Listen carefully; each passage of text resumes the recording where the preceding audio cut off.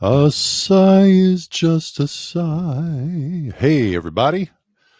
We are live. It is Jack Heald, the dad you wish you had. And you will notice that I have a different angle here on the broadcast today. Trying the other camera on my phone, on my setup, because I was not happy with what was happening with the other one. I can't tell based on the live stream here whether I've got a good setup or not. So I'm trying to fix the problems we've had in the past, and I'll probably fill with it some more. Okay, enough about that. It is Friday, February the 21st, 2020, and today I'm going to talk about the role of beauty in our lives.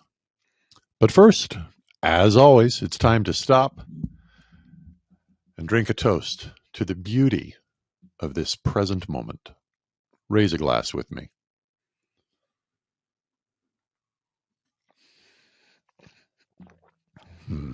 It's good to be alive. I realize this is not really afternoon for most of you, but I am volunteering at Phoenix Startup Week this afternoon, and so the afternoon update is now.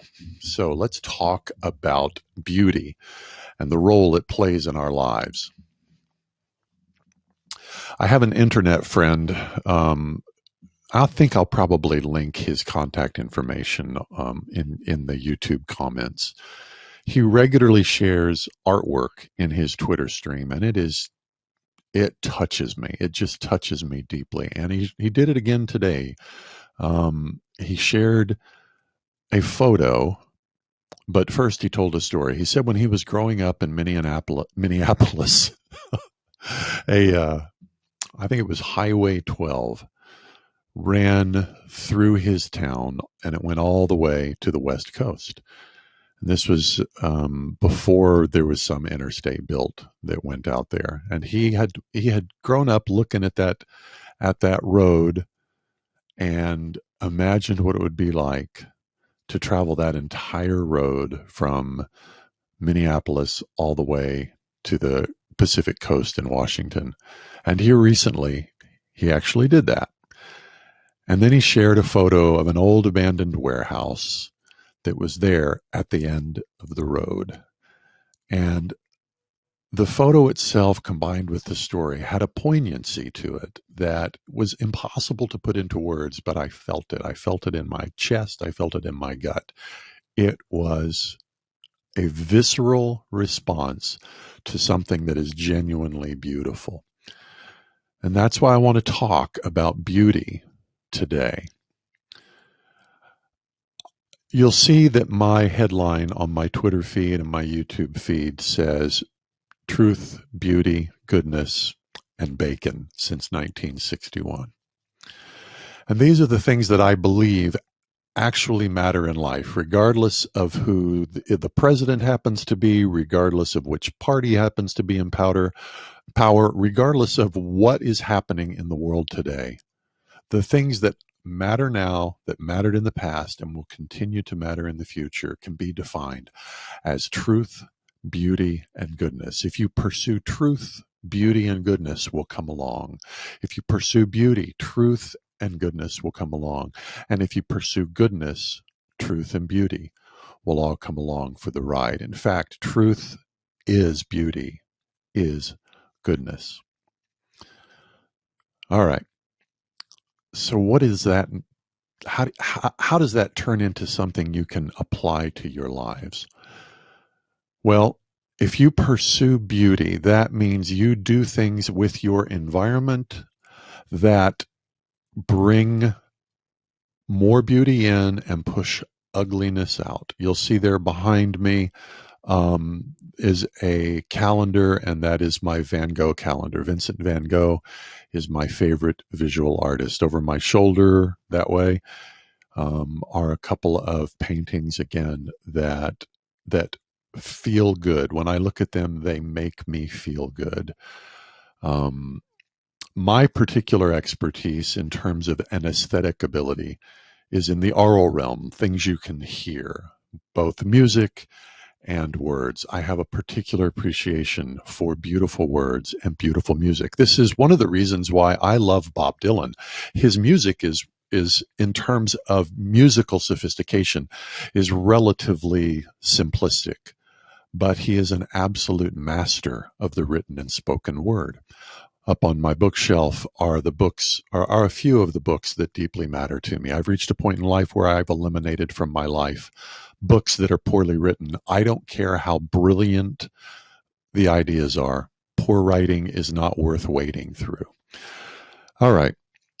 So everybody probably has some innate aesthetic sense. You do, I do, I think most people do. You've just got to find out where it lives. For some people, it's visual. For some people, it's oral. For some people, it might be in how they're able to create tastes. My ex-girlfriend was an absolute artist in the kitchen. She could create artistry out of food, both how it looked, how it tasted, and frankly, the emotional good feelings that came from how she prepared and delivered the meals that she created. So find a place of beauty that you have in your life and develop it, and you will begin to see beauty spread out into your life in every realm if you will commit yourself to making a beautiful life. A lot of modern art will strike people in a way where they say, I just don't get it. And modern art critics will oftentimes push us to say, oh, you know what? You're just a Philistine. If you don't understand why this is beautiful, this is because you've got a problem with you. I reject that. Beauty is a universal language. It doesn't require special sense to understand what truly great art is. If you see genuinely great art, you will know it. And the way you know it is because you will feel it in your chest, in your heart, in your viscera, in your gut. Great art communicates to your body in a way that shitty art doesn't. If you go to an art museum where some genuinely universally recognized masterpieces live, look at those and then look at some modern art that the experts tell us is great masterpieces. You will not have the same visceral response. So how do you know what great art is? Trust your gut and push yourself. Expand your borders for what you understand great art to be. Some people don't love Vincent van Gogh, and that's quite all right. Every piece of Van Gogh's touches me in my chest and my gut. It just moves me beyond words. I have the same response to great music. I have the same response to beautiful words. I have the same response to beautiful design. So push yourself, bring beauty into your world. The more beauty you have in your world, the less ugliness you will have. The more beauty you have in your world, the less you will begin to tolerate lies because you will want truth. You will feel it in your body. The more truth you have in your world, the less lies you will tolerate. Truth, beauty, and then the more truth and beauty you have in the world, the more goodness you will have in your world. You will push out evil. So if you want to make your world a better world, if you want to make a positive change, pursue beauty. All right? I'm going to give you a couple of examples of beautiful pieces of music to listen to. Samuel Barber's Adagio for Strings is an extraordinary masterpiece. Almost any nocturne written by Chopin is an extraordinary work of musical beauty. Ernest Hemingway's works, especially his later works, are absolute works of genius.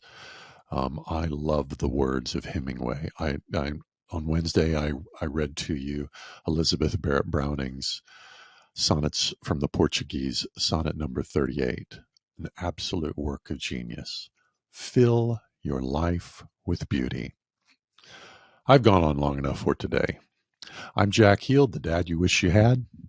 Please go ahead and subscribe to my YouTube channel. Follow me on Twitter.